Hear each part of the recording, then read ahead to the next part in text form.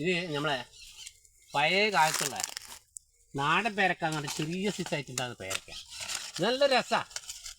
തോട്ടത്തിൽ നിറച്ചുണ്ടാവും ഇതിനെ ഉള്ളിൽ. അതുപോലെ നല്ല മധുരമാണ്. തടിക്ക് ആരോഗ്യത്തിന് നല്ല പേരക്കയാണ്.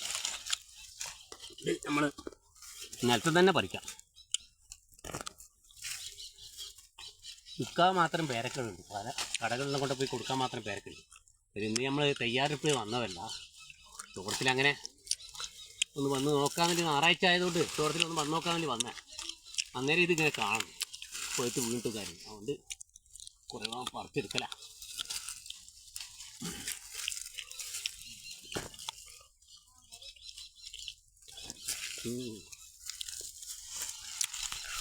പേരക്ക മാത്രമല്ല, നേർക്ക് മരമുണ്ട്. അങ്ങനെ പലതും ഉണ്ട്.